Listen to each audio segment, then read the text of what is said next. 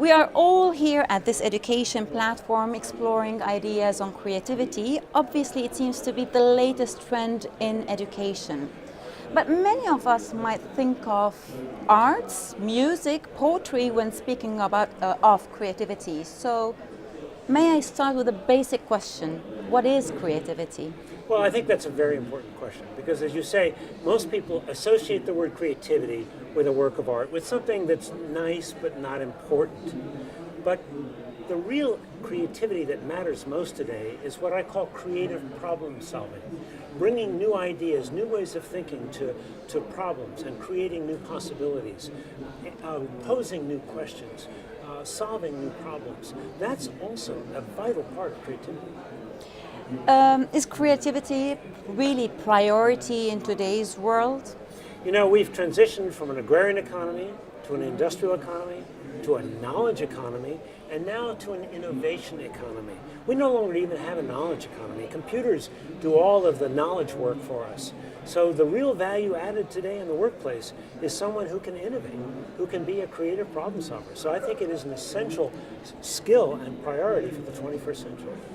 Addressing the needs of today's world is certainly important, but aren't there basic problems in education systems that we have to solve first before we start looking into out-of-the-box ideas? Well, first of all, the issues of inequity around the world bother me deeply.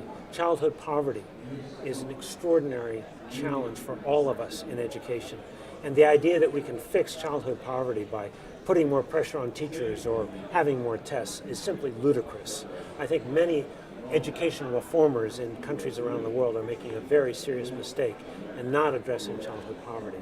But having said that, one of the other issues that is rarely addressed in education is the problem of motivating students. And here's where creativity, imagination, and curiosity play a vital role. We want children to read. We want them to use math.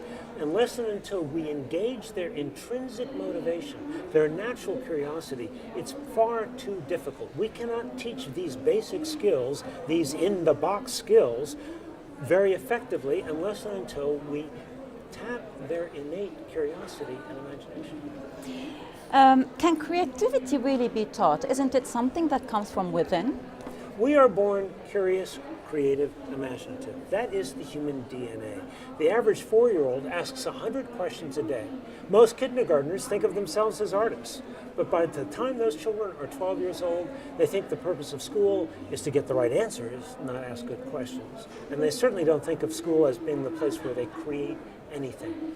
So the problem is we stifle creativity, we stifle curiosity, we stifle imagination, we alienate people from their own gifts. And in fact, they can be developed. There are lots of ways in which teachers can, instead of stifling those capabilities, actually help to continue to nurture them. So are you saying that schools and education systems are killing creativity? I think that's a harsh word, and I don't want to pass judgments.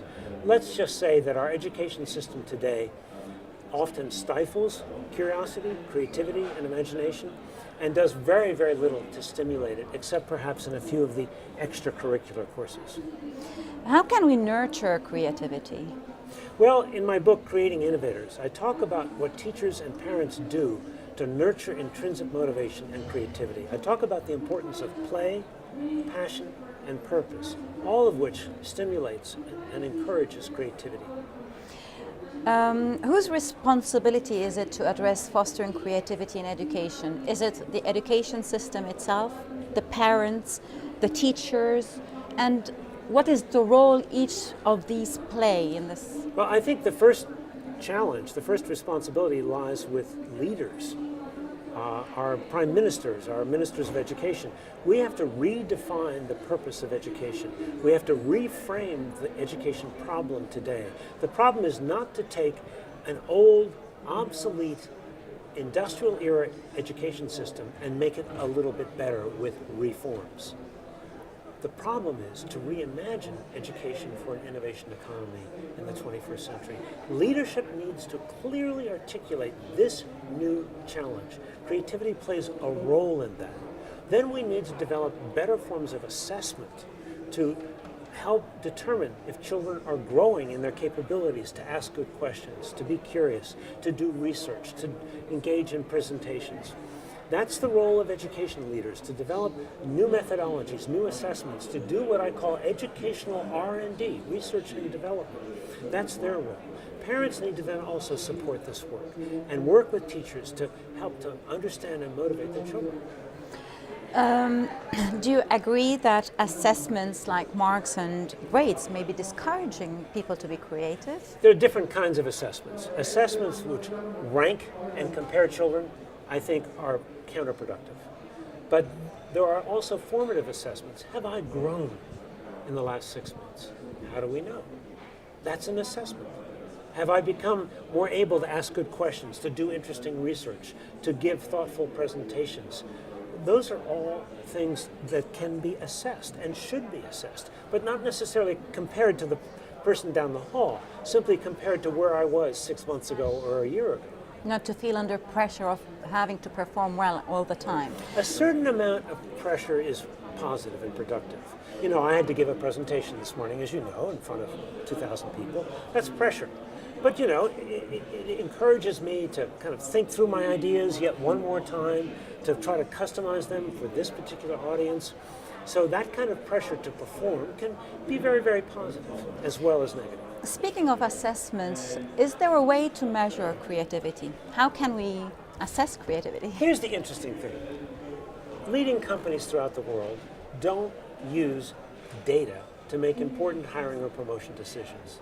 They don't look at test scores, at least not any longer. What do? They rely on collective human judgment informed by evidence. They say, show me your portfolio. Tell me about work you've done. Tell me about a time you've solved a complex analytic problem. That's all assessment of capabilities that matter most. So what I'm saying is we have to move away from being merely data-driven, only looking at numbers, and instead think more about evidence-based, looking at different kinds of evidence of growth and competency. Can we explain this more? When you say evidence, is it about projects? Is it about what exactly? It's everything. I want to see every child start school with a digital portfolio that follows the child through school, where the child and the teacher and the parents working together really help to document the child's growth over time and the development of core capabilities. We have to move away from measuring academic content knowledge through regurgitation and moving towards assessing core competencies.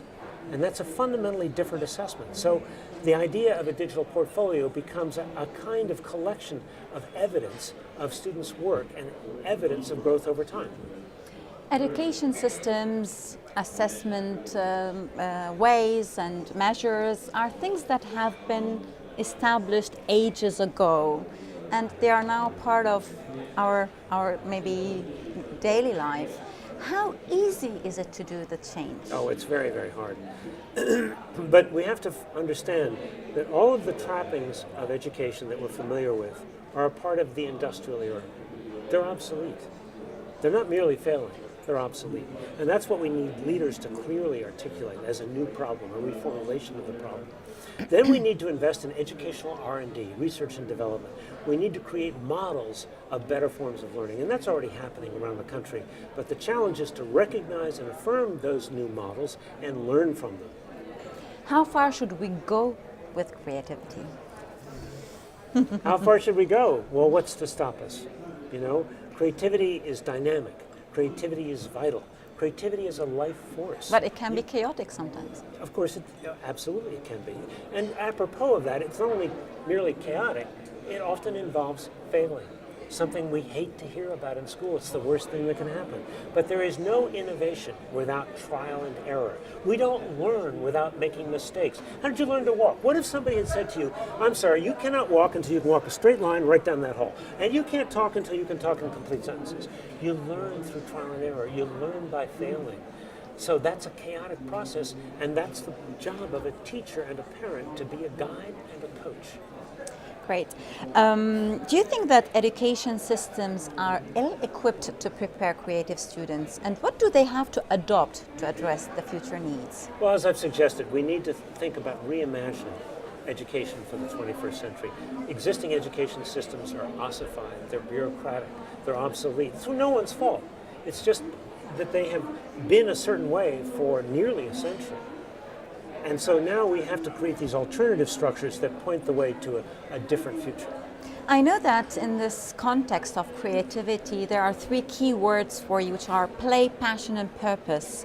Can you tell us more about them, and why do you think they are the core factors? One of the things that is least discussed in education today, yet absolutely critical, is the issue of motivation. Many students today are bored in school, they're unmotivated, and so what I learned in doing my research for my book, Creating Innovators, is that both parents and teachers of young innovators had explicitly encouraged intrinsic motivation, not doing something for the reward of a good grade or to make more money, but doing something out of real interest. So how does that interest grow? Well, what I discovered was a developmental process. Both parents and teachers encouraged much more experimental play, exploratory play, fewer toys, toys without batteries, limiting screen time. Teachers creating kind of thinking about play as a part of the curriculum. And then, as young people grew older, both parents and teachers were really trying to understand what are they most interested in? How might that interest grow into a passion? And then as they grow older still and parents and teachers are talking about the importance of giving back and making a difference, that passion for these young people evolved into a deeper sense of purpose. Is it too late for adults to learn through play? No, I don't think so. I think, the challenge for all of us is to be role models, isn't it? For our children and our students, to bring a little bit more play, a little bit more passion, and a little bit more purpose into our adult daily lives. There are some concerns around play, like especially if you're using technologies, distraction of the brain.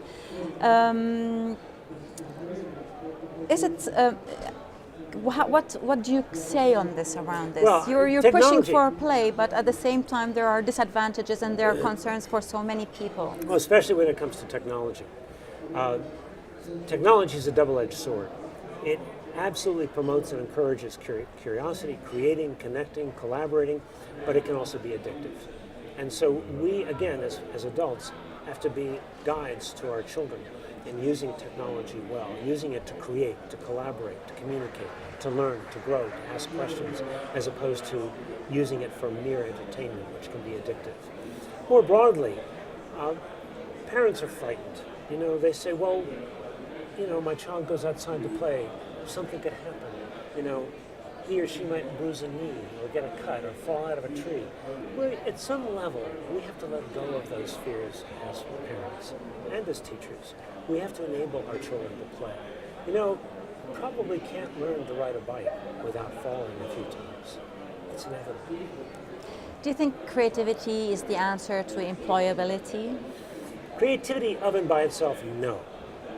Creative problem solving is one of the most sought after competencies in the 21st century. It's that rare talent that everybody wants. A CEO tells me, I just want young people who can go figure it out. Don't have to tell them what to do. They go figure it out. That's creative problem solving. Problem solving without creativity is not particularly innovative.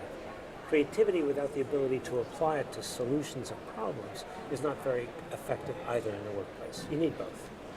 Do you think it is the time for creative people to take the leadership positions? I think the time, first of all, is for moral people to take leadership. People who don't put their own egos first. People who have real empathy.